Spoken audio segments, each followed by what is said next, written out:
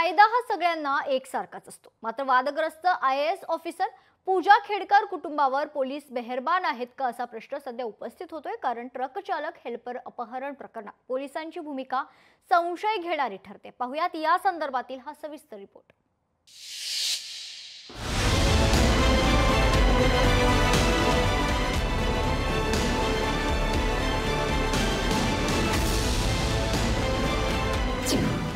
पूजा खेडकर कुटुंबावर पोलीस मेहरबान, खेडकर कुटुंब अद्याप बेपत्ता। खेडकर प्रकरणात पोलिसांची संशयी भूमिका।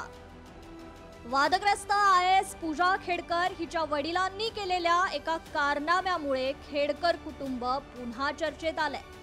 गेल्या रविवारी नवी मुंबई टोल नाक्याजवळ ट्रकची धडक लागल्यानं खेडकर आणि त्यांच्या ड्रायव्हरनं ट्रक मधील एका व्यक्तीला मारहाण करून त्याला स्वतःच्या गाडीत घेऊन गेल्याचं समोर आलं। या प्रकरणी रबाळे पोलीस ठाण्यात खेडकर कुटुंबाच्या विरोधात अपहरणाचा गुन्हा दाखल झाला। तपासासाठी रबाळे पोलीस पुण्यातील खेडकर कुटुंबाच्या घरी गेले, मात्र यावेळी आम्ही चौकशीसाठी पोलीस ठाण्यात येतो असं ते म्हणाले आणि रबाळे पोलीस देखील तिथून निघून गेले। इथेच रबाळे पोलिसांची भूमिका संशय घेणारी ठरते। गुन्ह्याचा तपास करण्यासाठी गेलेल्या पोलिसांनी थेट खेडकर कुटुंबाला ताब्यात घ्यायला हवं होतं, पण तसं केलं नाही आणि याचाच फायदा घेऊन खेडकर कुटुंब पोलिसांच्या नाकावर टिचून तिथून फरार झालं। पूजा खेडकरच्या घरामध्ये पोलीस गेले असताना समोर कंपाऊंड मध्ये मुद्देमाल दिसतोय, आरोपी दिसतायत, तरी त्या आरोपींना पकडलं नाही। नंतर या असं सांगितलं, इथेच सगळं फसलेलं आहे। कारण कुठल्याही आरोपी समोर आरोपी असताना पोलीस असं कसं म्हणू शकतात की तुम्ही नंतर या, आम्ही तुमची वाट बघतो। याचाच अर्थ कुणीतरी आता त्यांना सामील आहे।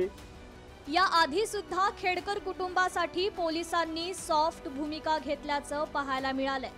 2024 मध्ये IAS अधिकारी पूजा खेडकर हिने बनावट दिव्यांग प्रमाणपत्र देऊन IAS झाल्याचं समोर आलं। त्यानंतर पोलिसांनी तब्बल 5 महिन्यांनंतर तिच्यावर गुन्हा दाखल केला। त्यातही पूजा खेडकर न्यायालयात गेल्यानंतर न्यायालयानं तिला अटकेपासून संरक्षण दिलं। दुसरीकडे पूजा खेडकर हिची आई मनोरमा खेडकरने पुणे जिल्ह्यातील पौड भागात एका शेतकऱ्याला जमिनीच्या वादातून पिस्तूल रोखून धमकावलं होतं।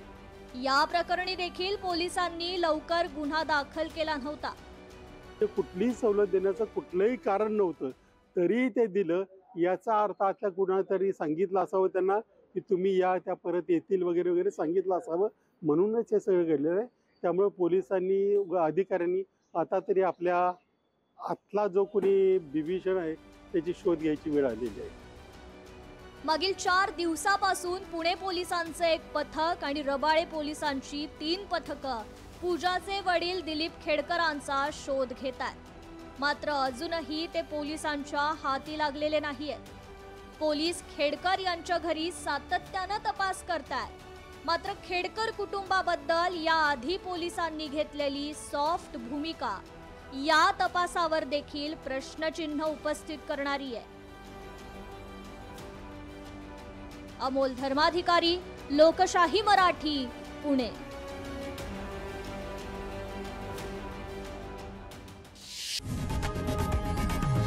लोकशाही मराठी ऐका, पहा, जागरूक रहा।